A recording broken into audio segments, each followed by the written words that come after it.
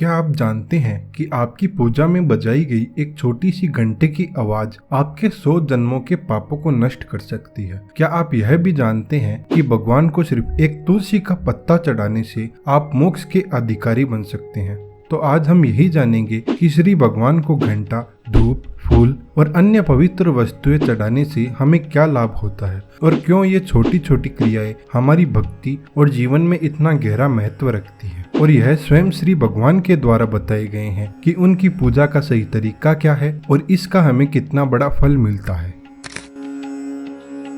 श्री भगवान कहते हैं, घंटा, शंख और मृदंग इन सब की ध्वनि मुझे अत्यंत प्रिय है। जो भक्त मेरी पूजा के समय सिर्फ एक बार भी घंटा बजाता है उसे सैकड़ों करोड़ों यज्ञों का फल मिल जाता है। यह सिर्फ एक आवाज नहीं, यह भक्ति की पुकार है जो मेरे कानों तक पहुंचती है। जो व्यक्ति इन दिव्य ध्वनियों के साथ मेरी पूजा करता है उसे जीवन में कभी कोई कमी नहीं रहती और अंत में उसे मोक्ष की प्राप्ति होती है।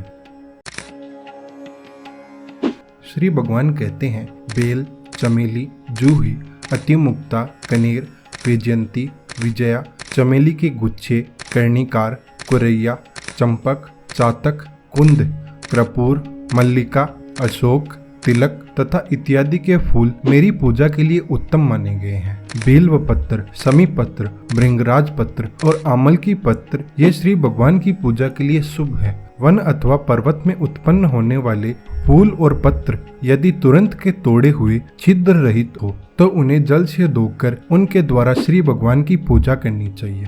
बगीचे में खिलने वाले फूल से भी श्री भगवान की पूजा की जा सकती है। जिन वृक्षों के फूल पूजा के लिए उत्तम माने गए हैं उनके पत्ते भी उत्तम हैं। फूलों और पत्तों के अभाव में उनके फल भी चढ़ाए जा सकते हैं। इन पत्तों, फलों और फूलों से जो श्री भगवान की पूजा करता है उस पर प्रसन्न होकर श्री भगवान उसे अपनी भक्ति प्रदान करते हैं। श्री हरि कहते हैं, मुझे कई चीज प्रिय हैं पर तुलसी सबसे बढ़कर है। जो भक्त मुझे तुलसी काष्ठ का चंदन लगाता है उसके 100 जन्मों के पाप मैं तुरंत भस्म कर देता हूँ और जो तुलसी की मंजरी से मेरी पूजा करता है उसे सीधा मोक्ष प्रदान करता हूँ। श्री भगवान कहते हैं कि तुम्हारे द्वारा चढ़ाए गए बासी फूल भले ही मुझे अस्वीकार हो लेकिन तुलसी दल और गंगा जल कभी बासी नहीं होते, ये हमेशा पवित्र रहते हैं। तुलसी मुझे इतनी प्रिय है कि यदि मुझे कोई कौस्तुभ मणि भी भेंट में दे तो मैं उसे भी अस्वीकार कर दूं। जो मनुष्य शंख चक्र गदा पद्मधारी विष्णु की पूजा करते हैं वे उनके धाम को प्राप्त होते हैं। श्री भगवान कहते हैं, जो मनुष्य मेरे समीप गीत, कीर्तन और नृत्य करता है वह मनुष्य अपने पितरों का उद्धार करता है। श्री भगवान कहते हैं, जो गरुड़ चिन्ह से युक्त घंटा हाथ में लेकर धूप, आरती, स्नान, पूजा और विलेपन के समय मेरे आगे प्रतिदिन बजाता है वह 100 चंद्रायण से प्राप्त होने वाले फल को पाता है। श्री भगवान कहते हैं, तुम्हारे द्वारा जलाई गई धूप की सुगंध मेरे मंदिर को पवित्र करती है। अगुरु और गुगुल से बनी धूप मुझे अत्यंत प्रिय है। गुगुल में भैंस का घी और शक्कर मिलाकर जो मुझे धूप देता है उसकी अभिलाषा को मैं पूर्ण करता हूँ।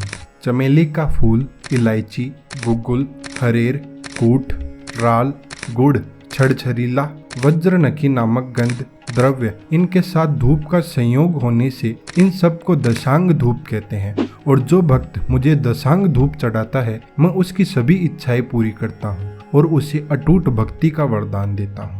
जो भक्त कई बत्तियों वाले दीपक से श्री भगवान की आरती उतारता है वह करोड़ों कल्पों तक स्वर्ग में वास करता है। यदि किसी मनुष्य से कोई पूजा अधूरी छूट गई हो या उसमें कोई गलती हो गई हो तो श्री भगवान की आरती करने से वह पूजा पूरी हो जाती है। याद रखिए, जो सिर्फ एक कपूर का दीपक अर्पित करता है उसे अश्वमेघ यज्ञ का फल मिल जाता है और वह अपने पूरे कुल का उद्धार कर देता है। तो बंधु, यह थी श्री भगवान की पूजा करने की विधियां जो स्वयं श्री भगवान ने बताई है।